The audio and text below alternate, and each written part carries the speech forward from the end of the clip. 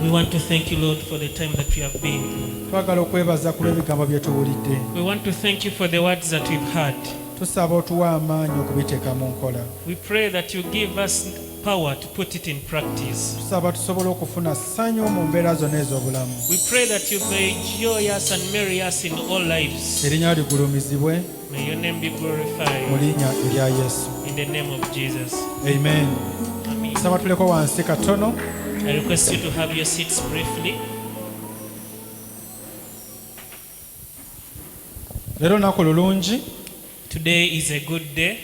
Ti singa ebadde kiraasi y'essomero twaligambye balina kukola practicals. That if it were in a class setting or a school setting, we would say that it was a time of practicals. Ti bw'oba ovudde wano olina ky'olina okuba ng'owandiiseko wansi nti bino bye ngenda okutandikirako. That leaving this place, you would have jotted down some things as your beginning points. Twagala kwebaza obukulembeze bwa church eno ne Bishop Stephen Senfuma okutwaliza awamu. We want to thank the leadership of this church and Bishop Stephen Senfuma at large Ku lw'okutuwa omwaganya okubeerako mu conference n'olunaku ng'abakozi. to give us an opportunity as the workers to have a day in this conference. Tubakubireko mu ngalo abatakola decisions. Let's clap for them, the programmers. Kitwala kintu kinene okubanga twogera ku kintu kimu kukola n'enfuna. It takes another thing for us to be talking about business and working.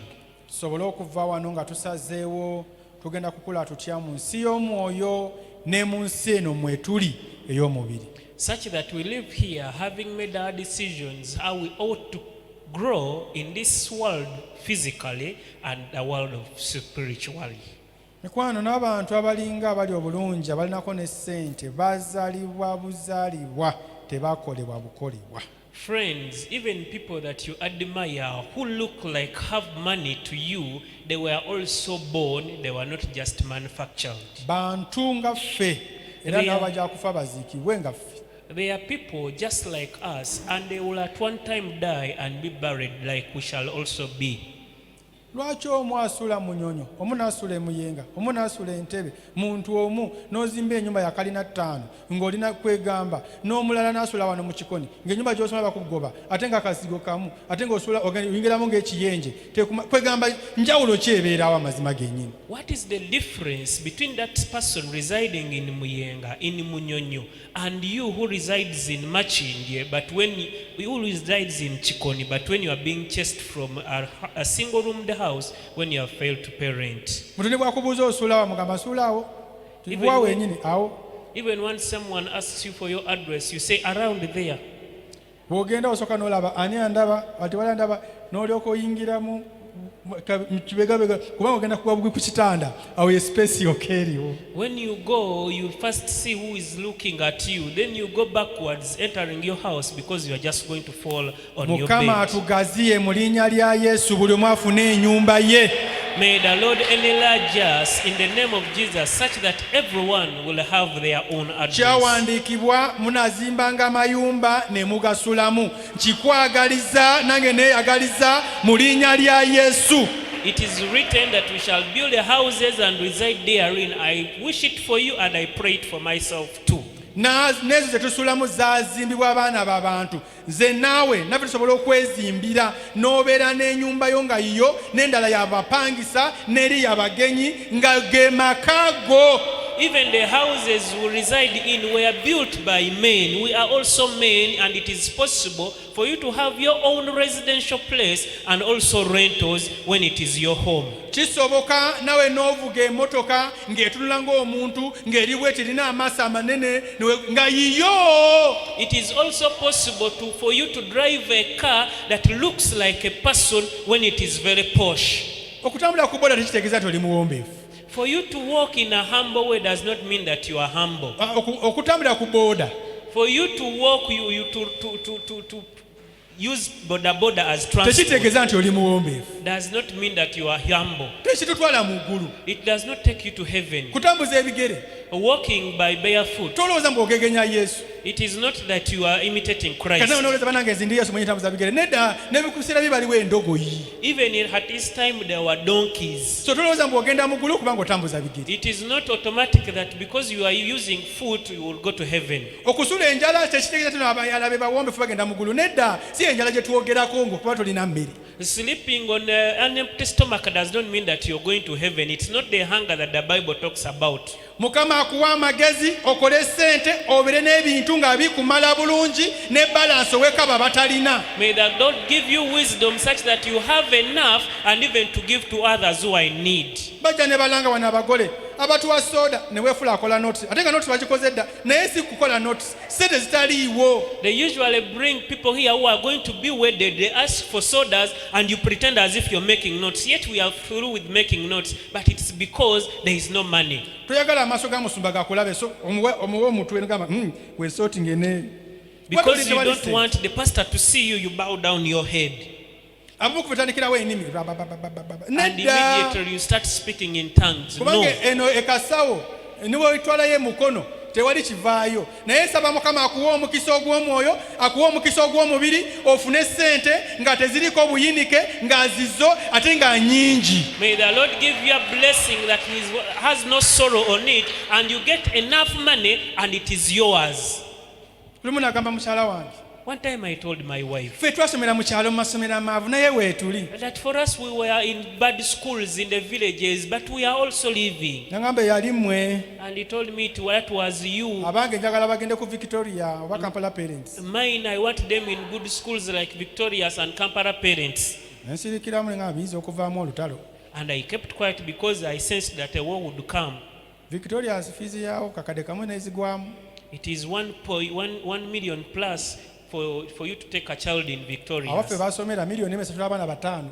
For us where we got school from 1 million can give school fees to 5 people.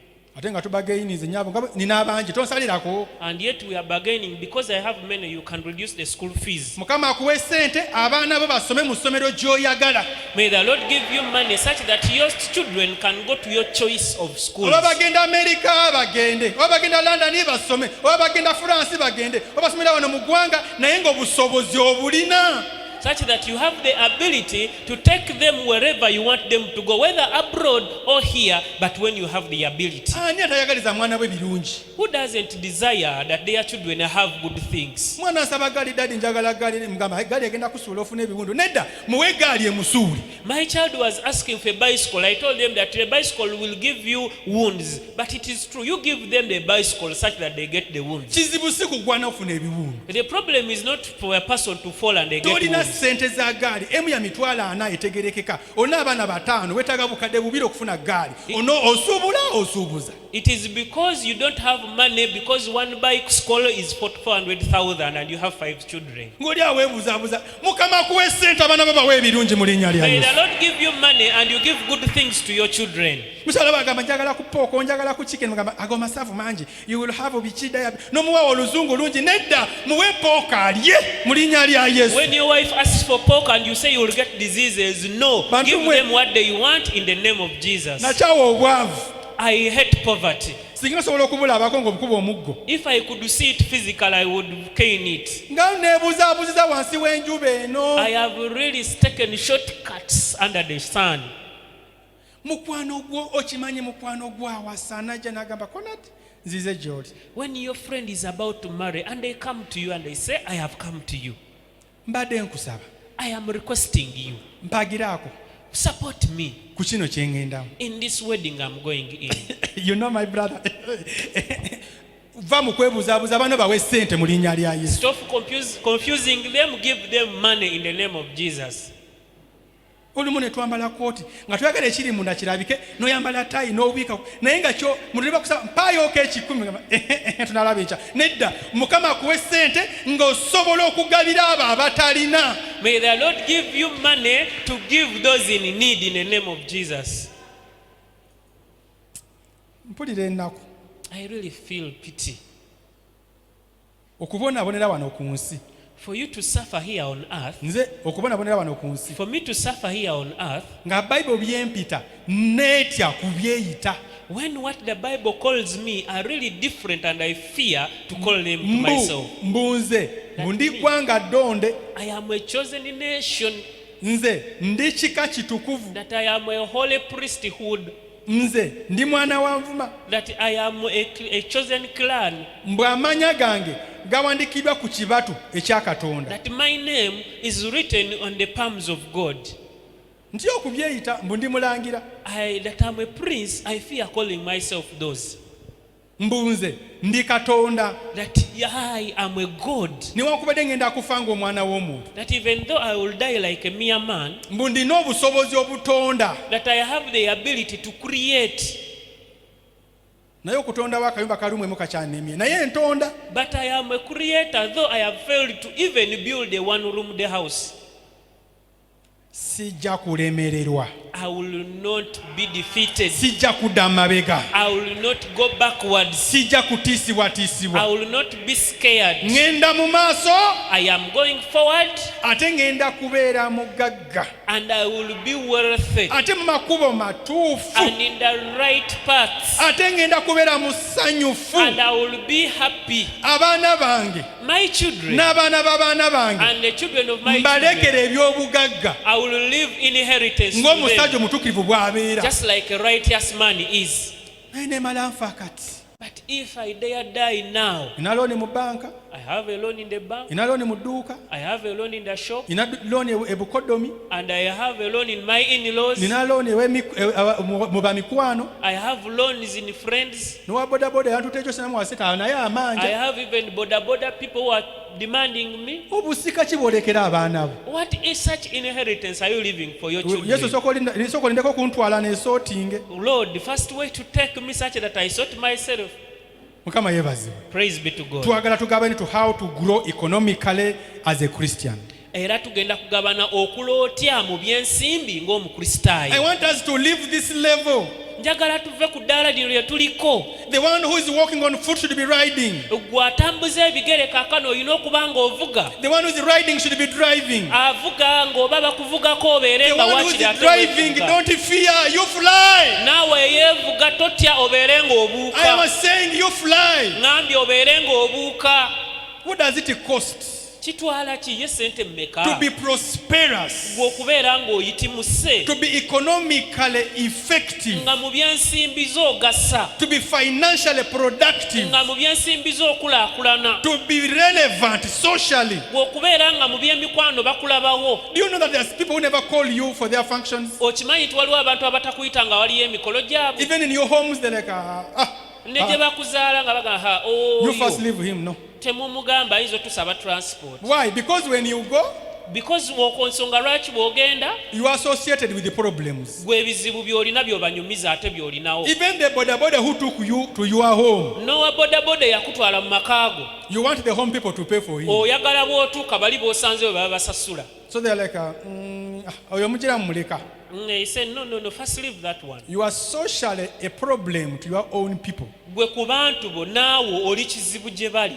Mukama akufuula omuntu ow'omugaso mu guno omulembe. May the Lord make you an irrelevant person in this generation. Even in your own church, Ne mu kanisa yo ddala. when leaders sit to discuss, N'abakulembeze nga batudde nga bakubaganya they should ebirowoozo. not forget you. Baleme kwerabira. There are people they remember quite often Waliwo abantu be bajjukira buli kaseera be baddiŋŋana. because they are economically, because somewhere, somehow, they are economically important. Kubanga mu byensimbi balina omugaso. You are contributing 10 million and says, no, I'm bringing 5. Bo we wabawo ekyetaago kya miliyoni 10 ne bagamba nze ndeetayo 5. Okay, who is bringing another one? I'm bringing 2, I'm bringing 3, and that problem is solved. Ono omulala n'agamba ndeeta 2 n'omulala n'agamba 3 abantu So ekyo ne whenever kiba nga there is any kivuddewo. meeting, they remember those people. Buli wabaawo okubaganya ebirowoozo olukiiko bajjukira abantu abo. But some of us need to call our pastors very much, so well and frequently for them to remember us. Naye ffe tulina okuba nga buli kaseera tukubira abasumba baffe amasimu ne tubaddiramu ne tubaddamu bakubiranga babeere nga I'm not batujjukiranga. saying buy favor financially, but be economically relevant. Sigambye nti nno oba okuganja kugule ng'okozesa ssente zo, naye kyeŋŋamba nti nno beera ng'ogasa mu You byensimbi. call and say, Bishop, I know you are Bishop Sefuma. My name is Conrad Sandent. Conrad Sandent, yes. Conrad, yeah. saagala otuuke mu ofiisi ya bishop omugambe munnange bishop nze nkumanyi naye nze erinnya lyange nze Conrad Sande agambe Conrad Sande nti ye. Let something introduce you. Wabeerewo ekikwanjula Tell him I'm Conrad Sande, nga bagamba ono ye Conrad Sande the one who brought the other. ye yaleeta kiri eri My yakola name is tiles. Conrad, Erinnya lyange nze Conrad the one who.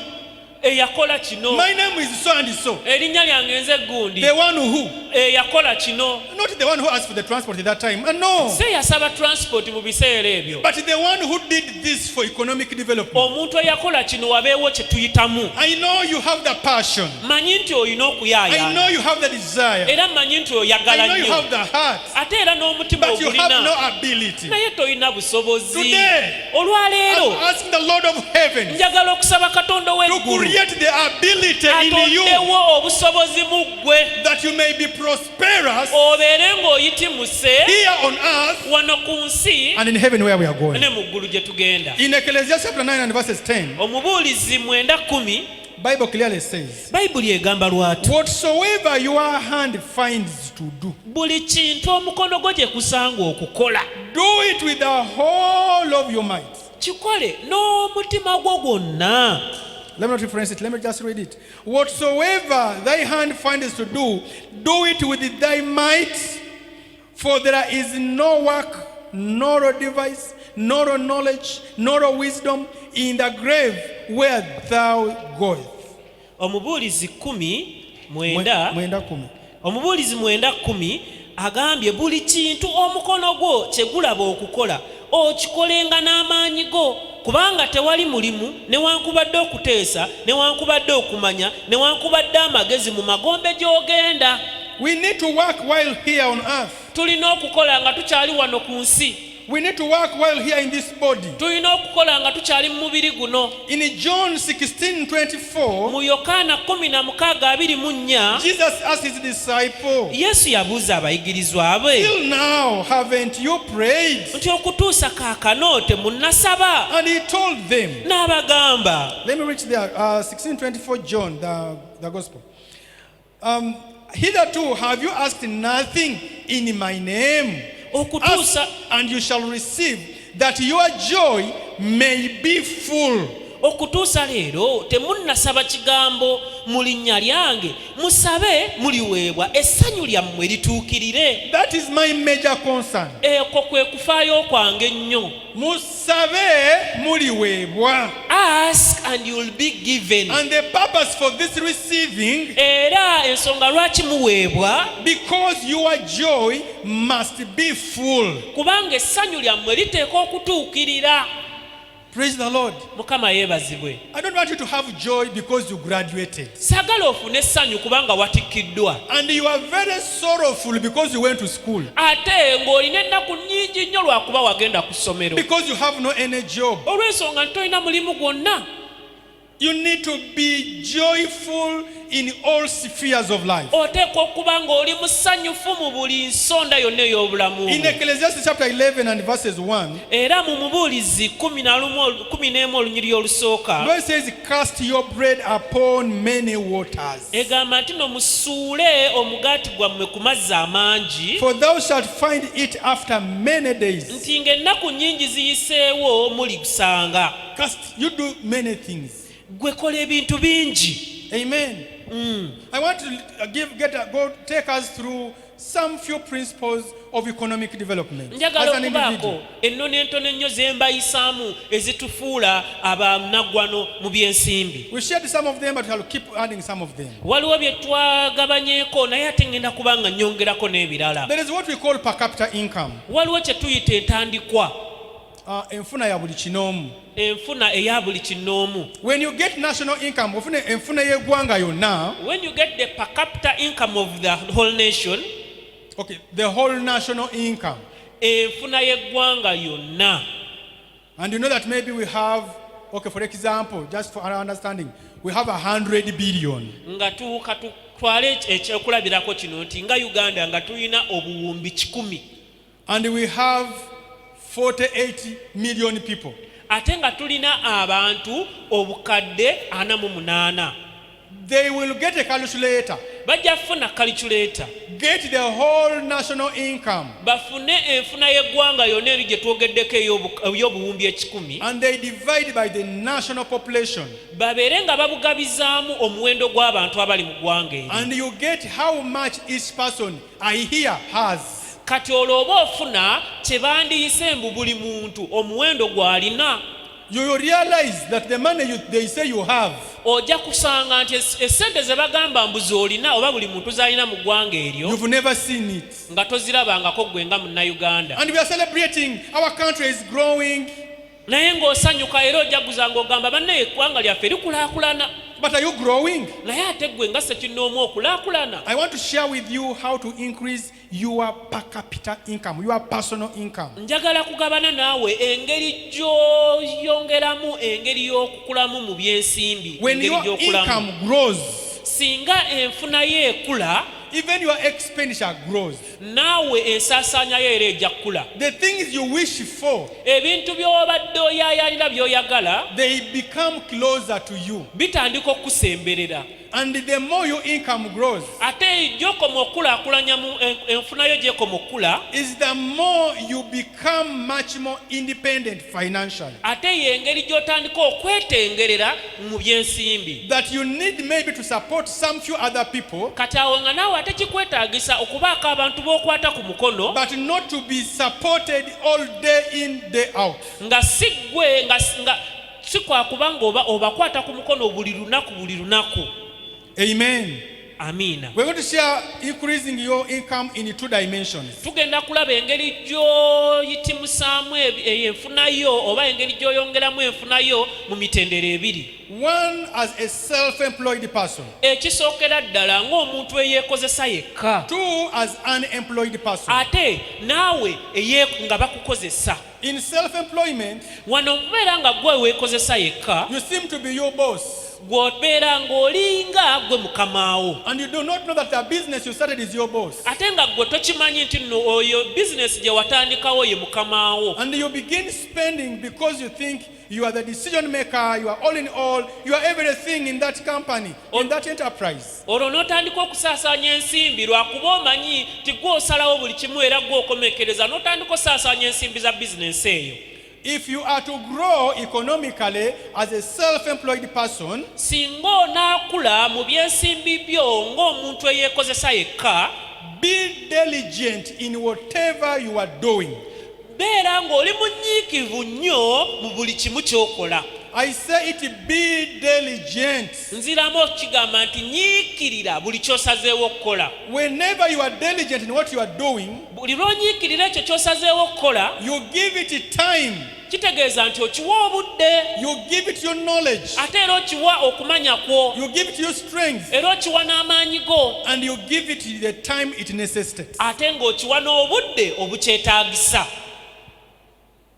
Are we together? Bannange tuli ffenna In this taxi I'm driving, do I have passengers? bannange mu takisi eno gye tuvuga mwe muli abasaabaze mwe muli. Amen. Amiina. There is easy come, easy go, What- which is the norm around town. waliwo bino kyofuna amangu ate nekikuvaako mangu ate nga byebyo bye tuyitamu mu kaseera kano mu tawuni You've been in zaffe. this session and you are stirred up. ojja kuva mu kusomesa kuno obeere ng'owulira oziddwamu nnyo amaanyi. Someone calls you that now selling grasshoppers has money. olwo nno bakuyite bakugambe bannange enseenene zifuna kiralu. How much is a sack? 100,000. bakobuuze bannange ensawo ya mmeka etali nkongole ya mutwalo 10. Then how much is a cup? The other side is the 5,000. ate ekikopo ekikongole tukitunda 5.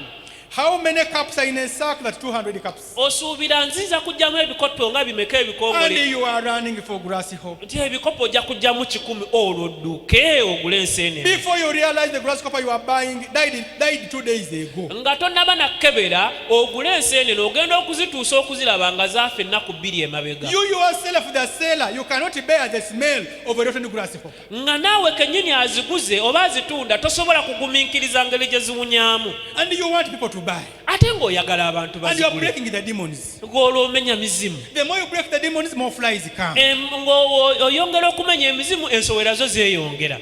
Be diligent in what you want to do. Njagala onyiikirire nnyo ekyo ky'oyagala okukola. In that which you want it to do. Ekyo ky'oyagala okukola, Have knowledge.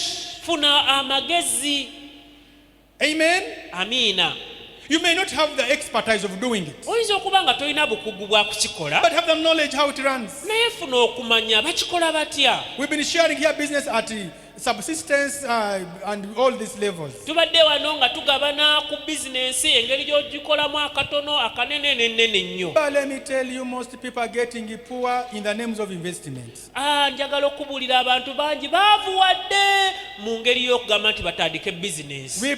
Because we get the loans Kubanga tufuna looni mu banka without any business idea, knowledge, understanding, and you invest. nga tetulinaako kumanya kwonna kwa bizinensi gye twagala kukola, tetulinayo kirowoozo kyonna, ate ne tuteekamu ssente. Because the neighbor of your friend is the friend told you that business works. Kubanga mulirwana wa mukwano gwo yakugambye nti bizinensi eyo neefuna kiralo, Before you realize you are in big losses. nga tonnaba nakitegeera nga batandise dde okukola loosi. Therefore I'm saying, Kati olwo nno ŋŋamba, if you want to grow economically bw'oba ng'oyagala okuyitimuka mu byensimbi in a private sector, self-employment sector, nga gwe weekozesa wekka, get the knowledge of what you want to do. funa amagezi g'ebyo oba okumanya ku ekyo ky'oyagala okukola. Many people have gotten money in rearing chicken. Bantu bangi nnyo bafunye ssente mu kulunda enkoko. Many people have gotten money in rearing pigs. Abantu bangi bafunye ssente mu kulunda embizzi. Many people have gotten money in rearing animals, rearing goats and cows. Abantu bangi bafunye ssente mu kulunda embuzi n'ente. But how much knowledge do they have in that? Naye balina kumanya kwenkana ki nga bakola ebyo. Before you invest in that,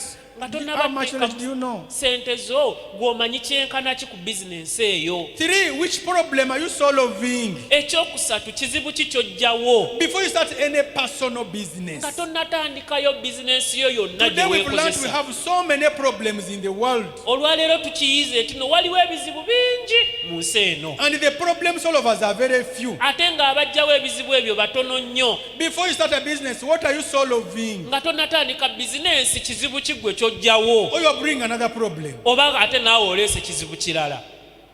Is your business a solution or a problem? Bizinensi yo gy'otandika kizibu oba kuddamu kwa kizibu ekiriwo. Many businesses are problems. Waliwo bizinensi nnyingi nnyo nga zifuuse bizibu, And they create another business for other businesses. ate nazo ne zireetera bizinensi endala okujjawo olw'okubanga zo zifuuse ebizibu. And we shall call it insurance. Ate eryo ne tugiyita inshuwarensi, Shall go to that when we continue. era nga nakyo tujja kituukako nga tweyongerayo. Is your business a solution to a problem or it is a problem to a solution? Bizinensi yo gy'otandiseewo erina ejjawo ekizibu ky'ejjawo oba. Before you think of starting it, what is it solving? Nga tonnaba kulowooza kugitandika, ejjawo kizibu ki? Can you come up with what we call a concept note? Much as you may not know how to write, but can you come up with how your business is going to be beneficial to the community where it is? Newankubadde nga tomanyi kuwandiika akantu ke twayita concept note, naye vaayo owandiika ebintu bino ogambe bizinensi yange eno bwe nnaaba nga ngitandiseewo kino ne kino ne kino kyegenda okugasa abagiriraanye oba abantu mu kitundu. Someone is going to come here and tell you, praise God, brethren, I've been blessed through real estate.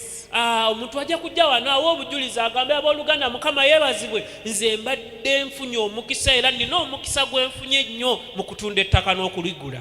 The car I'm driving, I got it through real estate. Emmotoka gye nvuga eno nagifuna mu ttaka. The house I'm living in Muyenga and the one at Entebbe and the other one in Nchinda also I built because I was doing in the real estate. Akayumba kensulamu Emuyenga n'akayumba kensulamu wali Emunyonyo nako nakafuna nga ntunda ttaka bwe I've ndigula. been on a business trip with my family and we went for a holiday trip in Canada and this was a real estate.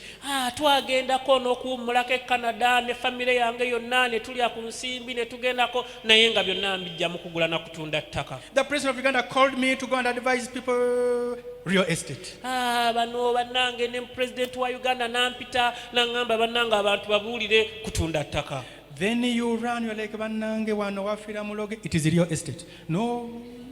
Before you realize you've knocked the door, like, is the real estate they are talking about or what is this? Olwo naawe n'odduka nga tewali gwe weebuuzizaako yadde okutuula emabega olw'okugula n'okutunda ettaka nga tonnaba kitegeera n'okoma n'ogamba bino bye boogerako oba si byebyo. Before you realize you've bought soil, not land. nga tonnaba nakitegeera nga gwe oguze enfuufu si ttaka. Then like, but I bought here land. Like, no.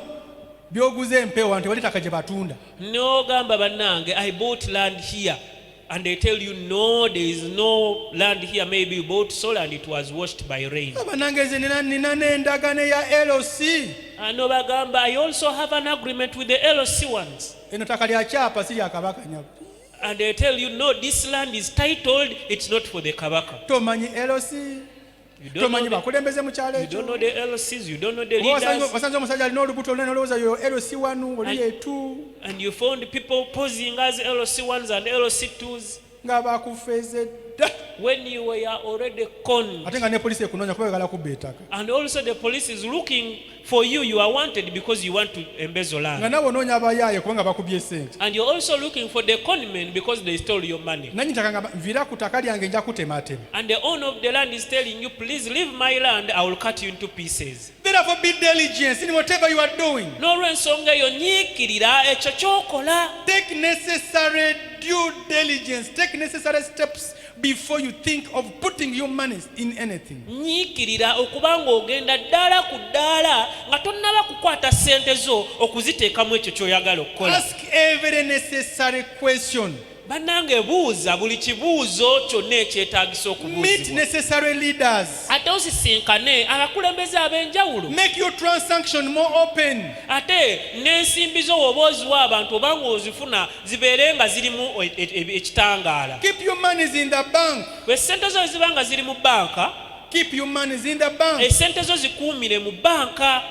It is a little much harder to steal it than in your house. Kiba kizibu nnyo okuzibba nga ziri mu banka okusinga nga ziri mu nnyumba Much yo. as they may steal it, Newankubadde nti bayinza okuzibba kale, but not as easy as in your house. naye nga si kyangu nnyo okuzibba nga ziri mu banka okusinga okuba nga ziri mu nnyumba yo.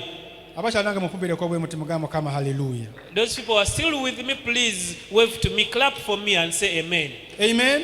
Amina. Economic growth is a step-by-step action. Okukula mu byensimbi ddaala ku ddaala. As you are diligent in whatever you are doing, Ng'onyiikirira buli kimu ky'okola, you have gotten the knowledge on what you want to do. ng'ofunye amagezi oba n'okumanya mu ekyo ky'oyagala okukola. Monitor your expenditure. Bannange beera ng'oteeka eriiso ejjogi ku ngeri gy'osaasaanyaamu ssente. Avoid spending by excitement. Weewale okusaasaanya ssente ng'okyamuukiridde.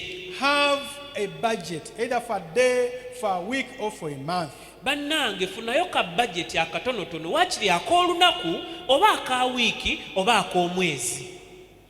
One friend of mine made a joke last time. Omu ku mikwano gyange yagenda n'asaaga. Told me, Conrad, now what I do, I make sure whenever we are going out with my wife, I buy for her a mask so that she should not talk and tell me what to buy while we are walking on the way. N'aŋŋamba nti nno nze kati kye ndikola bwe tuba tugenda n'omukyala mugulira masiki ne mubikka akamwa nga tewali kyayogera nga tutambula.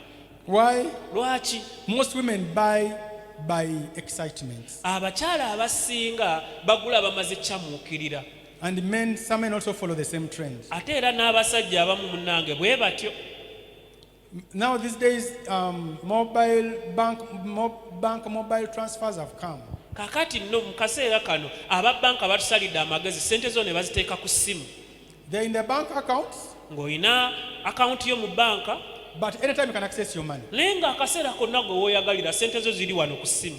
You left home coming to church. Wavudde waka ojja ku church. Just at a boda stage, Naye awo ng'oli onaatera okulinnya bodaboda find a man selling a very nice coats and skirts and shoes. n'osanga bambi omusajja ng'atunda obusuuti obulungi. And they are very keen on knowing who can buy. Ate bamanyi nnyo bano abatunzi, bamanyi nnyo ani asobola okugula. Akutuuseeko mama kano kakunyumira.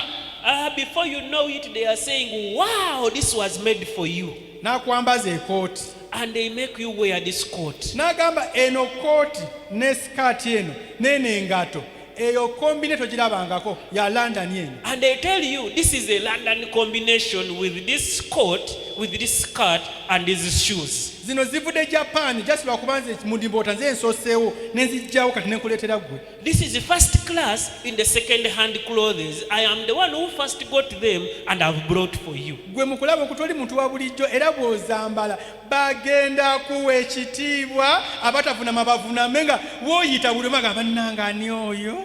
These clothes are for you. Once you wear them, everyone will just be bowing down, saying, wavudde wow. waka ogenda mu kyaki Remember, you left home going to the church. otuse mu katale Now you are in the market. agamba otunda ameka And you say, how much are they? kubanga ategedde nti akukute eriyo Because they know now they have your attention. maama kati nga gwe mwenyine weeramule ogula ameka kombine yonna. And they tell you now, since you are the one, mommy, it is you to tell me the price. How much can you afford? Ne weekuba endobo. And now you start bargaining in your heart. Mukama yeebazibwe. Praise be to God. Wabaddeko ne puroguramu y'okugula engoye. Kiki ekyakuwambadde okuva ewaka paaka bodaboda stage okyuse puroguramu? Did you have any program of buying clothes? But what has come upon you from home to the boda stage? Now you are buying clothes. Oba wakayita ku oyo ow'akaviri naje nagamba zino enviiri zo natural hair. After leaving that person, again you find someone selling natural hair.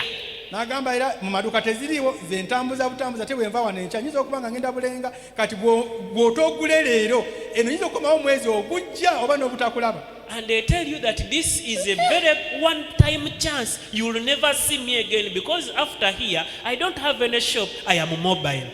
Gamba natural hair njifiirwe. And you say, can I lose this natural hair? Ayo wae, natural hair zo ani azikujjako. But Kama yebaze. amen. Ono kana bakukyamula natural hair zo eziri ku mutwe gwo ani azikujjako. Now, before they excite you, who took away your natural hair that is on your head? Monitor your expenditure. Beera ng'oteeka eriiso ejjogi ku ngeri gy'osaasaanyaamu ssente. Ogenda kuŋŋaanya ebintu ng'amazima g'ebintu byagala. You are going to gather up things that you have bought when you never needed them. Ogule sowaani, ogule ebikopo, ogule ebijiiko, ogule engatto, ogule nga byolina bikumala naye just kubanga waliwo akukyamudde. You will buy a lot of things out of excitement, yet when you had enough. Ensaasaanya efaanana bw'etyo Such expenditure zikendeeza kapasite yaffe eya sente ze tukuŋŋaanya. reduces our income. Kapasite esente z'ofuna bwe zikendeera When your income reduces, tosobola kweyongerayo. you cannot progress economically. Point ey'okuna The fourth point, oba yakumeka, have your personal development plan. beera n'enteekateekayo nga ggwe engeri gy'oyagala okukulaakulanamu. Mukama yeebazibwe. Amen. Ezimu zimenya, Some of them are really hard, require you to be hardworking, ezimu osobola kuziteeka nga osobola kuyitawo buyisi, and some are easy to achieve. naye beerako n'ekiruubirirwa okulaakulanya otya. But have a personal development plan, how you're going to progress. Oyagala kubeerawo otya mu myaka 5 egijja? How would you see yourself in the coming 5 years? Kyoyagala okubeera myaka 5 kikukolera kukola ki leero? Your vision in the next 5 years calls for you to do something today. Mukama yeebazibwe. Amen. Without vision people perish. Awatali kwolesebwa abantu babula. Bantu bali mu kubula ku level y'omuntu kinomu, bali mu kubula ku level ya family, bali mu kubula ku level y'eggwanga kubanga tewali kwolesebwa. Because there is no vision, people are perishing at individual levels, at family levels, and at national levels. That's why people keep on jumping on one hot plate to another hot plate because they have no vision, they have no plan. Whatever comes, you think is what is working. Yensonga lwaki abantu babuuka mu fulampeni eno ne baddamu eno ne baddamu eno naye nga bazanyira mu muliro lwa nsonga tebalina kwolesebwa ku ekyo kye baagala kubeera. Have a personal development plan. Plan eyo yiyo ng'omuntu. Beera n'enteekateeka engeri gy'ogenda okukulaakulanamu ggwe ng'omuntu. Leero bakusuza.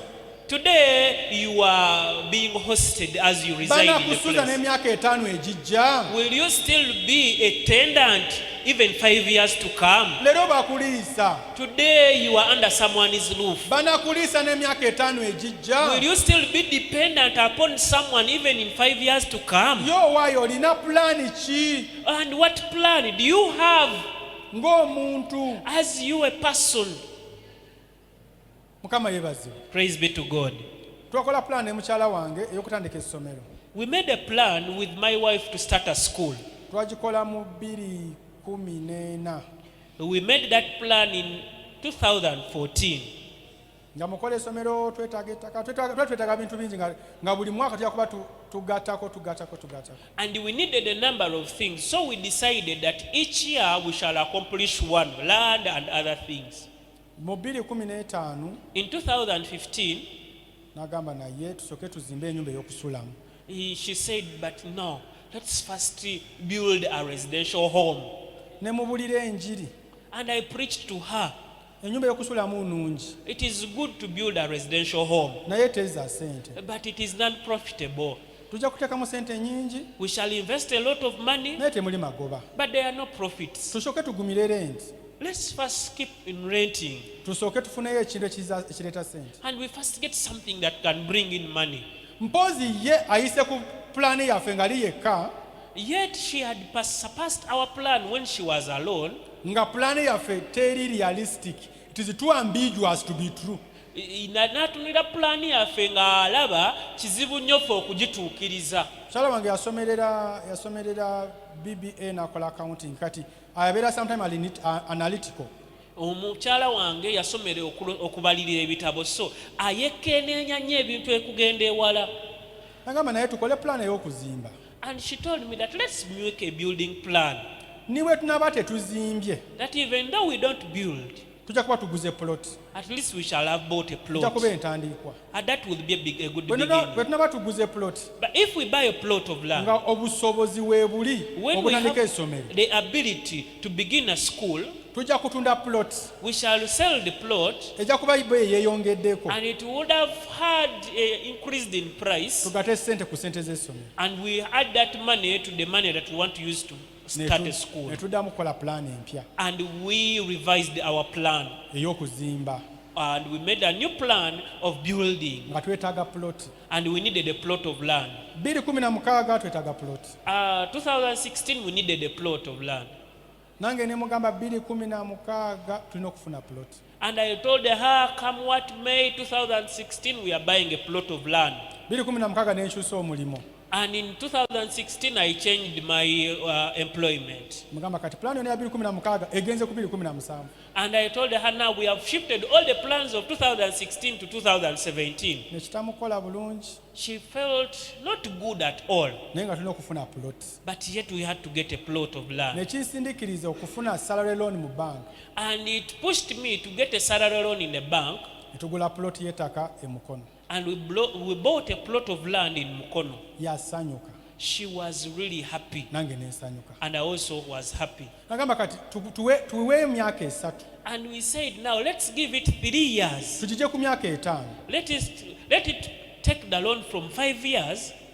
No, pulaani yaffe tugijeyo ku myaka 5 Let's get our plan from 5 years tuteyo ku myaka 3 and reduce it to 3 years. buli mwaka tuguleyo plot. That every year we shall buy a plot of Bwe land. tunamala myaka zaffe 3 And we spent 3 years. lemu tutuule wansi After our 3 years, we shall sit down again tutandikirewa. and we ask, where can we begin from? Kama mulungi yeebazibwe. Praise be to God. Bwe twagezaako okukigoberera When we tried to follow our plan okuva ku 2017 from 2017 paka 2019 until 2019, amazima nga twali tumaze kufuna plots 3. the truth is we had already bought 3 plots of land. Ezo plots 3 nga weeziri. Having had those 3 plots of land, Mwaka gwa 2020 January tutula wansi tugamba tutandikirewa. in 2020 in January we sat down and said, now where can we begin from? Gamba tukubise bloka. And we said, let's make bricks. Jukira twagala kutandika essomero ye pulaani yaffe y'essente enyingiza. Remember, our plan is to begin a school. tuba tukyali planinga tukubye bloka ne tuyingira mu ggalo. When we are still planning, having our bricks, lockdown came in. Ne tufuna ennyumba gye tusobola okupangisa. And we got a house which we could rent. Tugamba kati mu kifo ky'okuzimba eyaffe ennyinza twalaba nga ddene. And we said, instead of building our own house that will take a long time, tupangise tutandike. let's rent and begin. Tuleme kutunda ploti zaffe, tupangise, tukozese sente eziriwo, tutandike. We said, let's rent the premises, use the money that is available, not to sell our plots, but we begin. Lwaki bino ngabana naawe? Why am I sharing this with you? Bwe twogera ku personal development plan, When we speak about the personal development plan, tutegeeza kintu ekiri eyo mu ggulu ekitasobola kuka wano wansi. we don't talk about something that is invisible, could be in heaven that cannot come back here on earth. Kisinzira mu kusalawo okwo n'okendeeza n'ensaasaanya y'essente okusobola okugoberera ekyo ky'oyagala okufuna. It depends on your decision making and even reducing on your expenditure such that you can achieve what you want to do. Of course ezimu zituyingiza mu mabanja. It's true that maybe some plans can take us into loans, Naye nga mabanja gasoboka. but are the loans affordable? Naawe osobola ogisobola mu kifo ky'okutomera n'ekyolowooza ky'okwanyiza n'ekisaansaanaawo. And can you afford that loan instead of using the little money that you have and you end up with nothing? Leero newankubadde sinaba kuzimba nnyumba yange ku bwange, That today, even though I have not yet built my own house, busobozi bwe nina obw'okuzimba buyinza okumalira myezi 6 ku mwaka gumu okuzimbako akayumba kebanjagala singa abantu nze emu ku bintu ku plot ze nina. my ability to build can help me build, but within 6 months to 1 year, if I'm to sell one of the properties that I have. Mukama mulungi yeebazibwe. Praise be to God. Kati yo plan etubanga tugitaddewo tuli mu kukola endala how to start an income generating activity nga yeesomero. Amen. Mukama yeebazibwe. Amen. Gwe ng'omuntu olina plan ki? Now, as you, an individual, what personal plan do you have? Mukyala wange yati developing plan yeeyo ng'omuntu ey'okufuna ng'ali waka. My wife developed a personal plan as an individual of generating income while she's at home. N'amaatiza n'ambulira enjiri n'endokoka. And she preached to me until I converted. Ng'ayagala kulunda enkoko. And she wanted to rear hens. Gamba enkoko ez'amagi mwa mukyala wange onoozisobola. And I told her, will you really manage layers? N'agamba ngezesa mpangeze. She told me, try me, give me, and I try out. Ne mugulira enkoko 100. And I bought for her 100 chicken. N'azirunda mu myezi ng'etaano n'azuula nga mu nkoko 10 mulimu broilers, mulimu empanga, mulimu nga ku nkoko 10 asigaza nkoko ndowooza 50 mu. And when she reared, when they grew up, she realized that it was a mixture of broilers, cocks, and in around the 100, only 50 were productive.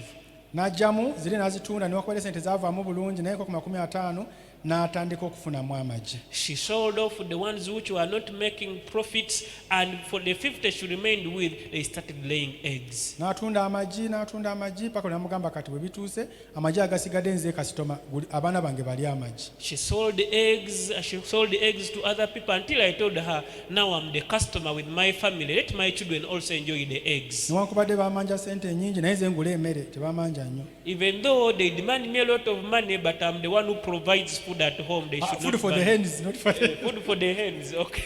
Kalimu mugulira enkoko nga zisinga amagi gatunda liga kati ani abanja munne. Naye nga tiza good venture. Yes, naye nga at least tulina kye twakola ekirungi. Afunye ekyokuyiga nti bw'anaaba alunda enkoko alina okufuna basuppliers abatuufu. She has learned that when I'm going to rear chicken, I'll have to get good suppliers. Kati alina contact z'abasawo abatreating enkoko. Now she had contacts of veterinary doctors. Kati ndowooza amaze n'okuyiga kutabula emmere y'enkoko. And now I know she knows how to mix the chicken feeds. Enkoko ze tezaafa. Her chicken did not die, Naye kuba zaalimu ntabule.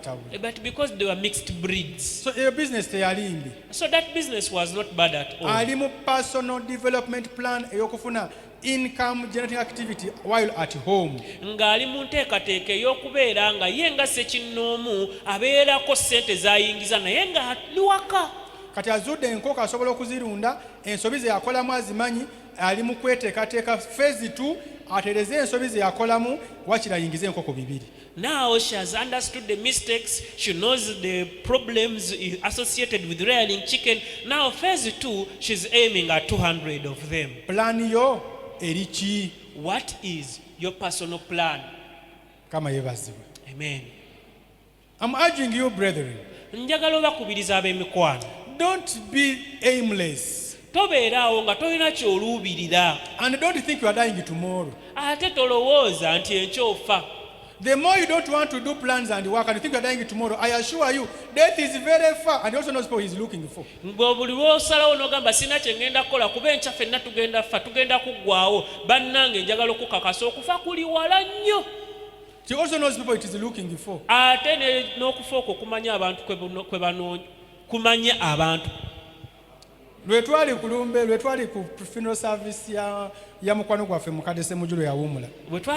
When we were at the funeral service of our friend Elder Ssemujju who died recently. Pastor Makula made a very statement that I'm still thinking about up to date. Musumba Ssemakula waliwo akantu ke yayogera nakati nkyakalowoozaako. Eba singa Mukama atubuuzaako. She said, I wish the Lord could inquire of us. Nina gwe njagala okutwala. That there is someone I want to take. Naye ndowooza mummwe ntwaleko ani? But amongst you, whom can I take? Yagamba yali badde amuwa lisiti. At least we would give him a list. Yagamba gundi takola atutawaanya. Gundi takola gundi ne mukati Mukama ku baana 15 londaako omu. That we would give God a list that so and so disturbs us. This one does not work. This one is always sleepy. Now among these 15, choose one. Naye ajjamu mmwe n'ajjamu omuntu omu bw'ati nogaa naye Mukama era oyo gw'otutte gwe mugagga gwe bugagga ate otutte omugagga kati bono botulekedde. So he comes amongst you, picks a one person who is very important among you and very rich, and you say, Lord, you are the one who is rich, you are the one who is important. You've taken the rich one and the important one amongst us. Singa yali abuuza ndowooza singa bampaayo dda singa nagenda. If the Lord would inquire on whom to take, I think I would be first on the list and I would have gone. Mwami Katete n'addako. Mukyala we takkiriza. Ogenda. Mukama mulungi yeebazibwe. Amen. What is your economic productivity? Okubeera ng'okulaakulana mu byensimbizo kye ki? Kirowoozeeko. Think about it. Kiplaningire. Era plan for it. If you've started to do something, bw'oba ng'osazeewo okutandika ekintu, manage it. beera ng'okirabirira. Manage it, friends. Kirabirire bulungi. Under management, one, keep books of accounts. Wansi w'okuba ng'olabirira ekintu ekyo, ebitabo byo bibeere ng'obibala bulungi. Have the books of your income and expenditure. Beera n'ebitabo byo ebiraga engeri gy'oyingizaamu n'engeri gy'ofulumyamu. The people you're working with, write for them some formal engagement. Abantu b'okola nabo beera ng'obawaako ebintu ebimu bye balina okwenyigiramu. Don't just call them because you are uncle's sister. Please, jangu tukole. Which kind of busobozi do they have? Tobayita buyisirwa kubanga obayinako oluganda bannange mujje mukole naye balina busobozi ki era bukugu ki. Kubanga mwena muli mu worship team mujje tukutandike saluuni naye takolako bya nviri tabimanyi. Because you are all in the worship team, you are asking them to start a salon when they don't know even have knowledge about the salon. Ku saluni olaba abakasitoma balinga abaseka naye nga bakaaba babasika enviiri nayasamye nga basanyufu si basanyufu bali mu kukaaba. When in your salon you see people as if they are smiling, but when they are teething, when their hair is being pulled in pain. Agenda kuvaawo emisiwa gyonna gimwereza gamba nange no saluuni ki ngoloza yetegereza linnya lya saluuni naye yetegereza saluuni weri aleme kukola nsobi kukomawa. And by the time they leave, they are really taking good look at the salon such that they don't come back again in that place. Kubanga abantu bewateekawo tebamanyi. Because you are using people who are not skilled. Nawe nasala enviiri neŋŋamba ne bwabasala bwerere siddayo. There is somewhere I went to trim my hair and I vowed that I will never go back again even if it's an offer for free. Oba makanza erinnya limu lyali livuddemu oba amasanzi gali n'owulira nga bayingira mu mubiri nga sebo osaze naye nga kufosi yali kasente katonotono nga naye nedda siddayo. They were cutting my hair and as if they were cutting inside my body, and I said I will never go back again. The guy is rough, tafayo akwata mashini nakolokota nga asala enviiri z'embizi. And the guy was very rough as if he was. Nemubuuza ssebo And I asked him, What is the problem? naye kati naawe entondo ziveemu sebo guma He said, gumeki no, be firm, stop being. asaze kuyatandikira wano nasooka nasalako mirundi esatu shwechwe nga sobola kuvaamu naye nga nina okunywera oluseseboke lwenavaamu negamba sikomawo. I could not leave because he had already cut half of my hair, but when I left I said I'll never go back again.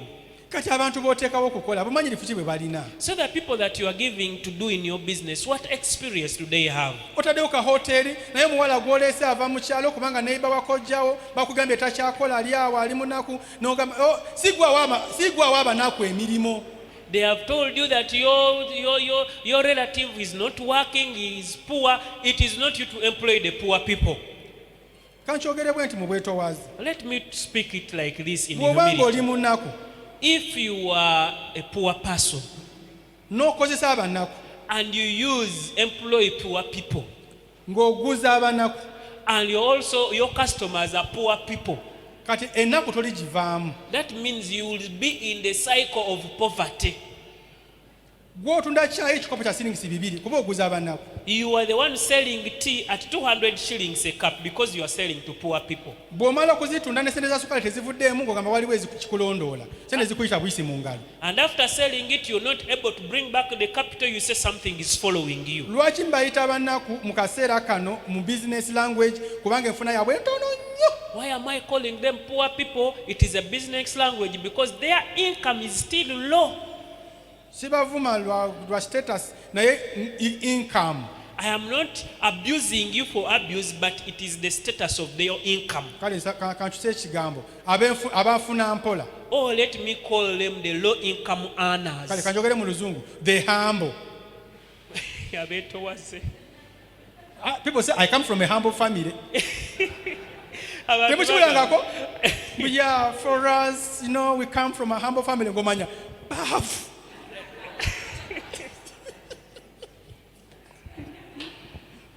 Kati wagala kundemesa.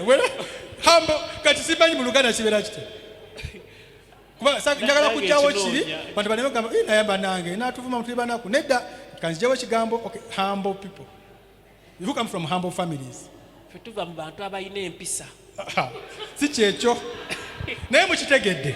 But I think you have understood it. Ofunye omukozi kuba osobola okumuwa 13 olunaku nako ate Kampala ne baba tasasula sente kangende. You have got a worker but you are paying them 3,000 per day in Kampala and they say let me go. Kasoma bo servinga kikopo kimu kya chai batekamu bijiko bya sukali mukaaga bagala kunywa mubisi gwa njuki. And the customers you are giving, they want a lot of sugar in their tea. Kubanga bamala kunywa chai mu hotel ne bebadde waka banywa chai mukala tene mu sukali kubanga sukali bamunywedde dda akimanyi wakati wali sukali kali anywere ddala wano agenda anywe chai omukala mutali sukali yebaki. So they take the sugar they are supposed to take at home in your whole restaurant, and when they go back home they don't take it because they have already taken the sugar in your restaurant. Bakola banga bagala katogo kaba kabantu nga basatu nachulako omuntu omu nalya ngamba nalongo nyongera ngamba tafiirewo nalya agenda wakagenda kwebaka bwebasi. They are calculative to an extent that when they come, they eat food for around 3 people, knowing that it's the only meal they're having in a day. And when they go back home, they don't eat anything. Okubala byokozesa byosasanyiza kwa buli kasoma ngam nyongerako naye nga tebakuta nyongerako supu nomuwa supu nyongerako kawunga nyongerako kawunga malize supu wange nomuwa kawunga nyongerako supu maliza kawunga kange nomuwa kawunga nyongerako kawunga malize supu wange nomuwa supu naye gudio ngazanyira ku bwongo kyomwogera kiki ogenda okulanga sente zasasudde n'ebyalidde tebikwatagana. You find that the people are consuming more than they pay. Ye level gy'osazeewo weereze. And because that is the level in which you are serving. Ng'olunaku sente z'otunze zibulako katono okuweza sente ze wakozeseza ku makya. When your income is now less than your expenditure, and you start to say, I not see the money that I make. So as you invest and you increase your income, lowooza nnyo ku status y'abantu boyagala okuweereza. Think about the status of your customers that you aim at. Break the status quo. Era beera ng'ova mu ekyo ky'olowoolezaamu ekitonotono. Naye wazaalibwa mu Kiwuunya. You were born in Kiwuunya. Tampeko ya juice ya 5. When it is 500, a half liter of juice. Oyo juice owe 5 ebigendamu byenkanakana 405. Because the juice of 500 is at a cost of 450 to produce it. Kulwa kitundu mwoli. Because of the status of the place. Nenga juice ogwokola mulungi. Yet your juice is good. Lwaki tomutwala wakiri mupako mutembeye mugamba tu 10 n'omala omunywako genda kuva ku juice yena ono wange gwolaba ate kole juice n'omala kwegamba mutesige kolabe agula olukumi okuyita anti juice nga lwogenda bagamba anti juice bakuyimbe anti juice naye nga gwomanya oli mukola ki oli mukola sente. Go to the park with your juice, leave the status quo. At least they call you anti juice, but when you know that you're making the money. When I kyakola ku MTN sente zali tezitumala bulungi. When I was still an employee at MTN, the salary was not enough.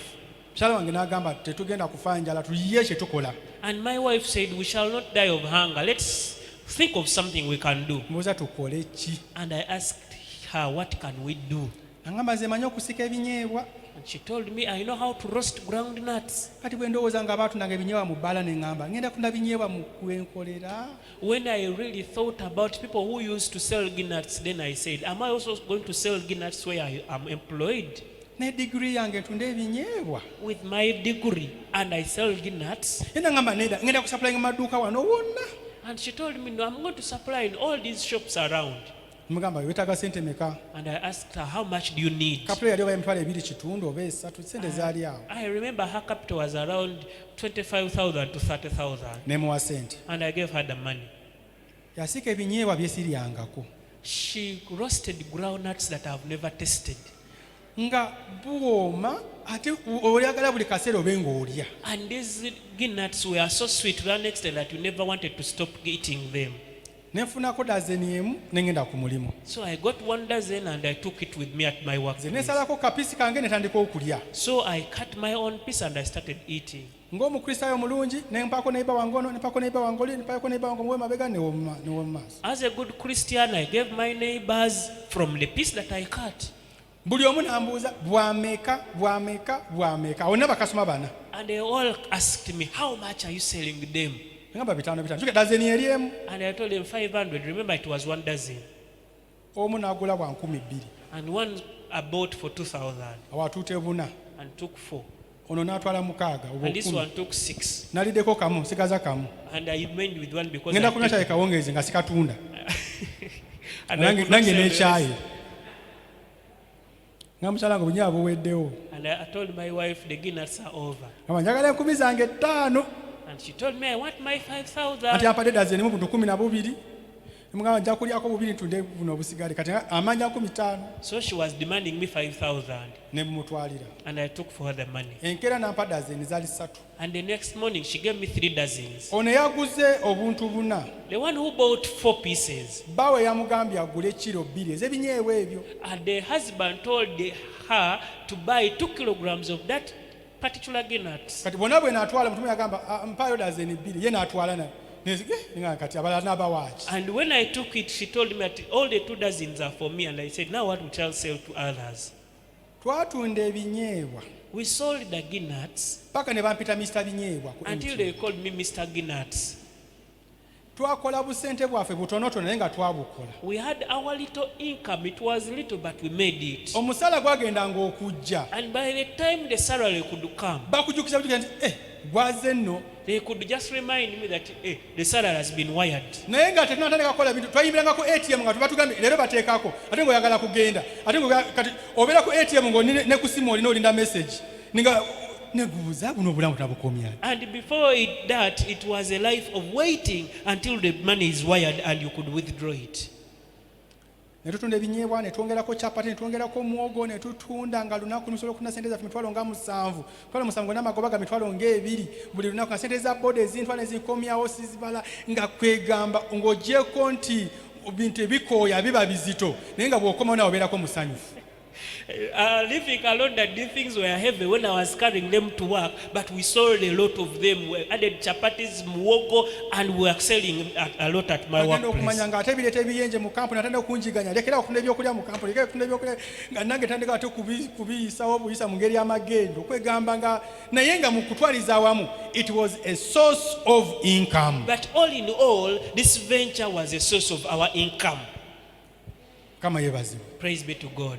Okyasobola okubeerako ky'otunda wennyini w'okolera. You can still have something that you can sell at your workplace To boost your income. that can boost your income. Mu bufunze in economic growth. Nga twogera ku nkulaakulana yaffe ey'ebyensimbi, Kino kibalagako abali wano one time. I've ever shown you this example here. Economic life in low developed countries is like this. Obulamu bw'ensimbi mu nsi ezitannaba buli bwe buti. Eno yenyingiza. Bulinga akazindaalo ng'eno gye kafulumiza ate gye kayingiriza. Wano olina omusaala guyingirira wano. Ng'omusaala guyingirira eno mu kawujjo gye kalina okufulumiza. Side eno olina rent. Naye eno mu kawujjo kye kalina eno gye kagaziira ng'ate gye kafulumiza ng'olinayo renti. Olina fees.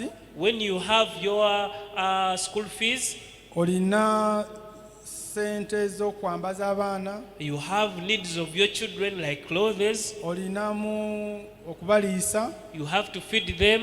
Olinamuko embaga ya muganda wo mu kyalo ne You also have a wedding kati function. ng'enfulumya nnene nnyo okusinga ennyingiza. When your expenditure is much larger than your income. Naye kubanga waliwo okoko ku nnyingiza, But because at least there is some income, bagiyita cash flow. it is called ensimbi nga zitambula. Zisobozesa okufuna looni mu banka.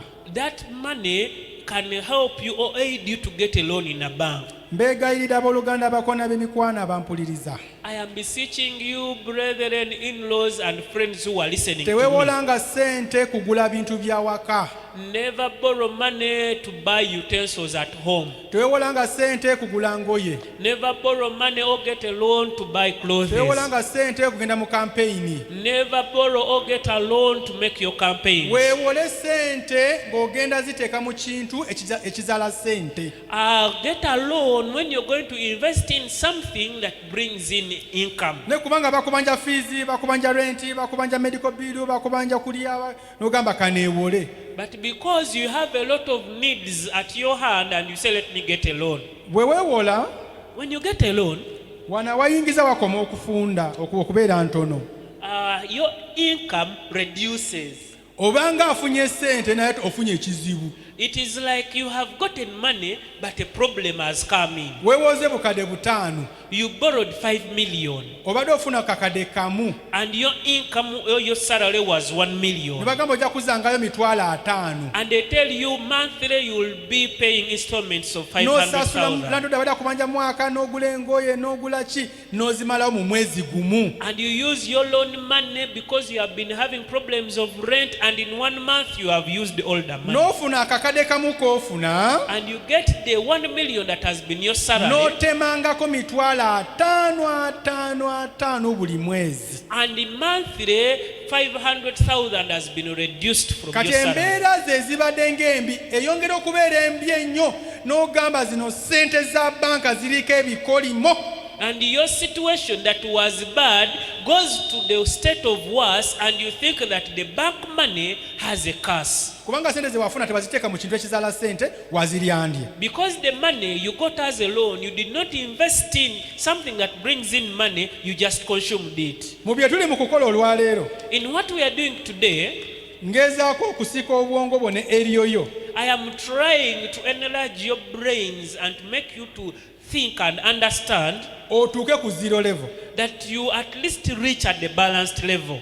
Nga z'oyingiza When your income zenkanankana z'ofulumya. is equal to your expenditure, Awo osobola okupulaninga ki ekiddako. there you are in position to plan what is next. Kubanga ne bw'osaala ensaansaana. Because even if you cut your expenditure, Nga tonaba kutuuka ku zero level, before you reach the balanced level, tosobola kusevinga. you cannot save, Tosobola kuinvestinga. you cannot invest, Tosobola kuva mu bwavu and bw'oli. you cannot leave the state of poverty you are Tosobola in, kukula financial. and you cannot grow financially. Naye mutegeera bino bye tugamba. Are you understanding what we are trying to say? Mukama yeebazibwe. Praise be to God. Mubigoberera. Are you following? Kati betaaga otuuke ku level So we need you to reach a level nga ennyingizayo when your income nnene is much bigger okusinga enfulumya. than your expenditure.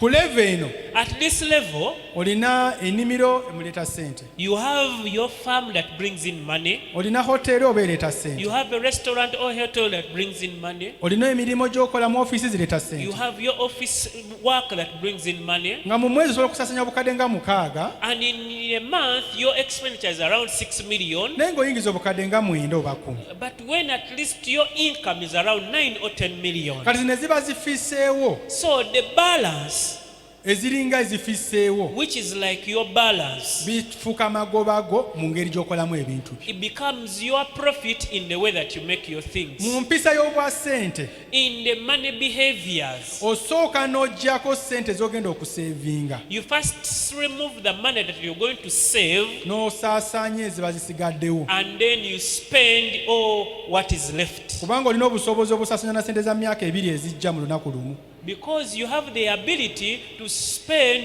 money that is coming in 2 years in 1 day. Economic growth as self-employed person. Ekyo yenkulaakulana ng'omuntu eyeekozesa. Bingi naye mu dakiika nga 2-3 katulabeko okulaakulana otya as unemployed person. And in 2-3 minutes, let's also consider how you can develop economically when you are employed. 1, Ekisookera ddala, respect your job. beera ng'omulimu gwe ogussaamu ekitiibwa. That job is bad because you have it. Omulimu ogwo mubi lwakuba ogulina. That boss is bad because he's your boss. Mukama wo oyo mubi lwakuba mukama wo. That place is far because you go there every day. Era ekifo ekyo kiri wala nnyo gy'okolera lwakuba buli lunaku ogendayo. There is a lot of traffic jam on the way because you have a work to travel in the traffic jam. Walimu jaamu mungi mu kkubo olw'ensonga olina gy'ogenda You have okukola. all problems why you should despise that job. Era olina ensonga nnyingi nnyo n'ebizibu bingi nnyo lwaki olina okunyooma But omulimu ogwo. respect that job Naye omulimu ogwo guwe ekitiibwa because many people are looking for it kubanga bangi nnyo abagunoonya. and they've never had opportunity to have it. Era nga tebafunangayo kakisa n'akamu And for you, kugufuna. you have it Naye ate gwe ogulina. and you are handling it poorly. Naye ate ogukutte ogujaajaamya. You will only know the value of that job Olitegeera omuwendo gw'omulimu ogwo that day you will receive a termination letter. olunaku lwe bakuwa ebbaluwa ekugoba. Never accept to be terminated. Tokkirizanga kukugoba ku mulimu, Terminate yourself.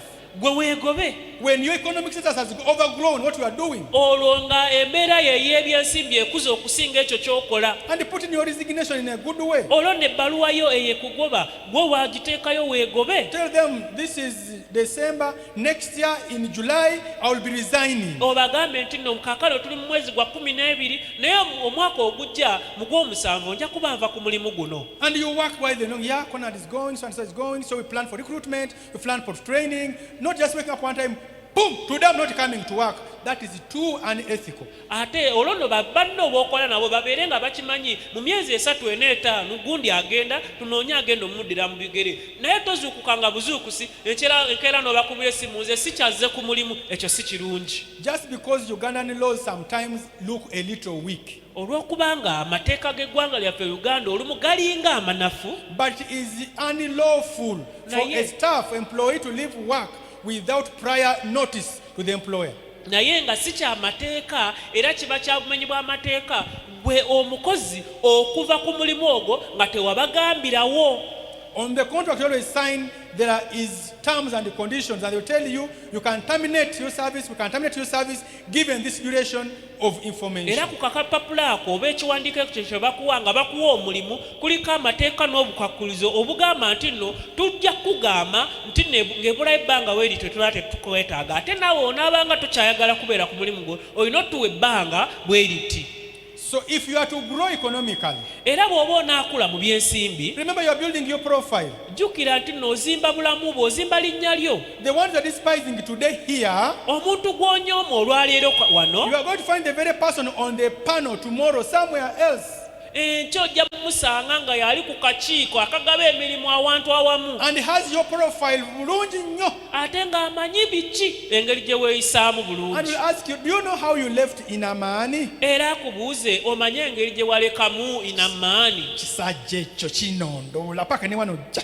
It is you destroyed your profile. ng'ogamba nti nno bannange kinnondola naye gwe eyayonoona erinnya lyo. Meet the person who knows you and like, yeah, I have a reference, is here. He used to be my supervisor. And whatever you do take a lot of time is sorted there and then, and the placement is yours. Kyandibadde kinyuma nnyo ng'omuntu oyo gw'osanze nga gw'owanga ekyokulabirako nti oyo niye n'alinkolera amanyi nnyo kati olwo ekintu ekyanditutte ebbanga eddene ne kitwala akabanga katono kubanga waliwo akumanyi.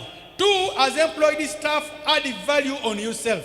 Ng'omuntu aweebwa omulimu oba alina akukozesa beera nga weegattako omuwendo. Never become expired in your position. Tokkirizanga okuyitibwako ebiseera ng'oli mu kifo ekyo ky'okoleramu. Just imagine someone who was employed in 1995 while using a typewriter. Kubamu akafaananyi omuntu eyabwebwa omulimu mu mwaka gwa 2 oba mu mwaka gwa 1995 nga bakyakozesa typewriter. How will they use computers today? Mu kaseera kano banaakozesa batya kompyuta? How will they use a phone? Ate banaakozesa batya amasimu? This phone is a computer. Essimu eno kyuma kikalimagezi. Most of my work I do from home on this. Nze ebintu byange nange ebisinga ebyo bikolera ku ssimu nga ndi waka. Upgrade yourself. Bannange beera nga weezimbako weezaako omutindo. Add value on yourself. Era nga weeyongerako omutindo. Stop telling people the way you are the ones who were employed there when the company was starting, the director who died knew you. Those things don't apply. Lekerawo okugamba tino bannange ffe twatandikawo ekintu kino kampuni eno n'eyali yamanyi yafa nga ffe twakitandikayo nedda ebyo biveeko. Don't tell them the way the gate of the company was the other side, now it is this side. You are not there to read history. Add value on yourself. Lekerawo okugamba nti nze mmanyi ebyafaayo by'ekifo kino ne gate eyo yali ekyali wano kati baagikyusa nedda tetwagala byafaayo weeyongereko omutindo. Every company or any company will only employ you as long as you are relevant. Kampuni yonna ejja kuwa omulimu oba ejja kuba nga ekusigaza mu kifo ekyo ng'okyayina ky'okigattako. As long as you become expired, there are so many relevant people on the market. Kasita ebiseera bikuggwako n'oba nga tokyagasa mu kifo ekyo waliwo abantu bangi nnyo abali ebweru abagasa mu kifo ekyo ky'olimu. Add value. Weegatteko omutindo. Don't make your attention be on your relationship with the managing director or the board of governors because you know them, they know your father, they know your grandmother and their neighbors in the village. Those things don't apply. Si kirungi okubeera nga gw'okubeerawo okwo mu kifo ekyo kwesigamirwa kubanga agaba emirimu akumanyi amanyi taatawo ebintu ebyo tebikyakola. 3, learn how to multitask. Ekyokusatu beera ng'oyiga okuba ng'okola ebintu bingi si kimu kyokka. Don't converse for people because you are employed as a receptionist. Therefore you are a receptionist and you die a receptionist. Who told you? Tobeeraawo lwakuba gwe baakuteekawo okubeera nga obiri ku reception gwe n'ogamba nti nze ejja kubeera wano. Ani yakugamba nti olifiira mu kifo ekyo? Know how to manage phones. Biyiga okubeera ng'okozesa amasimu. Know how to manage computer programs. Yiga okubeera ng'okozesa program eziri ku computer. Know how to write reports. Ate era yiga okubeera ng'owaayo reports.